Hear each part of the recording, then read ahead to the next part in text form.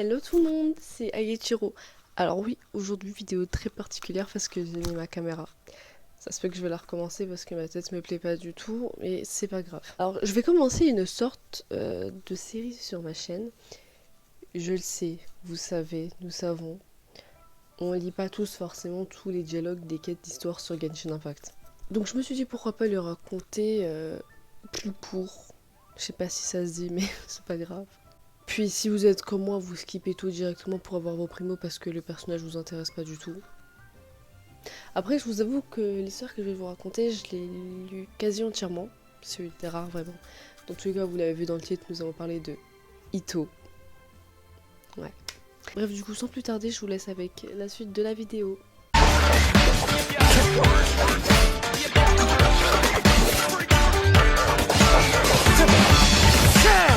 Arataki Itto est un Oni faisant partie du clan Cramoisi qui est en opposition avec celui des Azurins. Les membres de son clan ont choisi il y a très longtemps de cela de vivre en compagnie des humains. Nous l'avons rencontré lors de cette quête histoire nommée... J'ai oublié. Taurus et Alakondos. Et il était donc recherché. Il prétend être le premier et le plus grand chef du gang Arataki. C'est le statut dont il a tenté d'expliquer les obligations et les responsabilités aux officiers de la commission administrative, venus enquêter après une bagarre relativement inoffensive.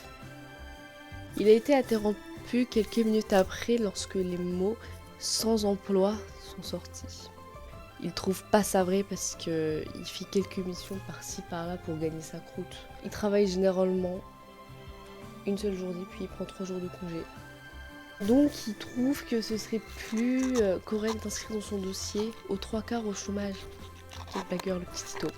Il faut aussi savoir que le shogunat reconnaît pas du tout le gang Arataki, ce qui le vexe profondément. Partie 1. L'enfance.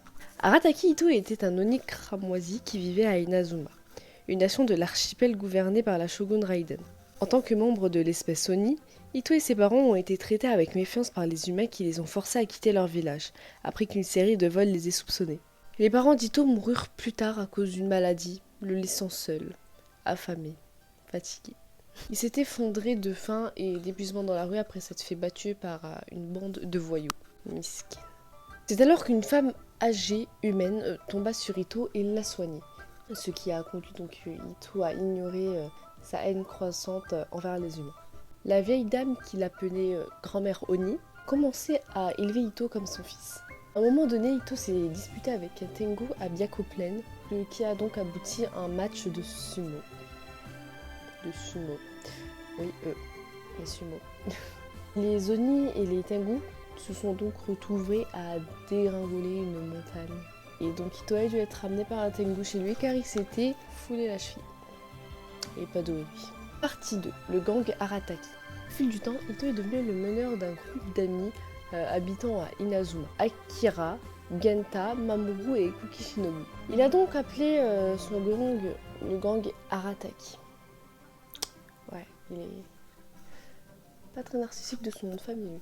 Cependant, il ne s'agissait que d'un gang de noms, car il se contentait pour la plupart de flâner et n'avait pas d'occupation particulière. Un matin, Itto s'est réveillé pour découvrir que les dieux lui avaient offert une vision géo. Un jeu qui lui permettait de manipuler l'énergie géo.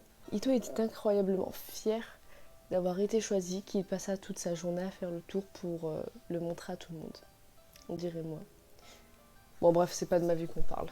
Malgré l'ambition nécessaire pour posséder une vision, Itto passait la plupart de son temps à se prélasser et prenait du travail de mercenaire que lorsque ses fonds étaient épuisés. Il a passé beaucoup de temps à rivaliser avec des enfants tels que Shuta dans des combats d'insectes. Mais en raison de sa nature compétitive, il se laissait totalement aller.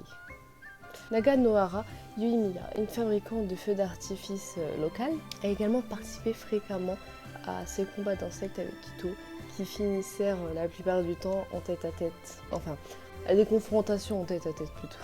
À un moment donné, Itto a participé à un concours de nourriture avec Kiai Miko, la kitsune responsable de la supervision du sanctuaire Grand Narukami.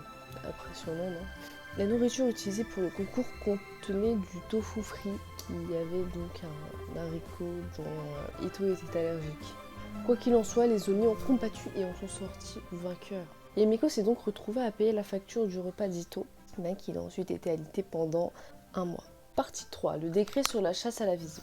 Finalement, Shogun a introduit une politique appelée le décret à la chasse de la vision, qui exigeait donc que tous les détenteurs de vision les remettent aux autorités. Bien qu'Ito ait résisté sur ce décret, il se fit prendre sa vision après avoir été vaincu en duel par l'exécuteur Tengu, qui n'est d'autre que Kujusara. Contrairement à de nombreux porteurs de vision qui se sont fait enlever et qui étaient devenus leur ancien eux, Ito a continué à garder sa personnalité brillante. Après sa défaite, Ito a défié Sarah à un match revanche qui consistait à des combats de sumo. Bien qu'elle ait initialement prévu d'accepter sa demande, Sarah s'est retirée une fois qu'elle a appris en quoi consisterait ce duel. Ito a commencé alors à la poursuivre sérieusement à travers les îles d'Inazuma, dans l'espoir de gagner une revanche. Il a laissé des messages sur des babillards électroniques. Partout au pays, il a défié en duel, bien qu'elle ait toujours ignoré ou refusé ses requêtes. Et c'est tout pour cette vidéo. Personnellement, j'ai beaucoup aimé cette histoire. Et petit teaser pour les 2 prochaines, ce sera Yoimiya puis Albedo. Donc si ça vous a plu, n'hésitez pas à lâcher votre pouce bleu et à vous abonner pour ne louper aucune autre vidéo. Ciao ciao!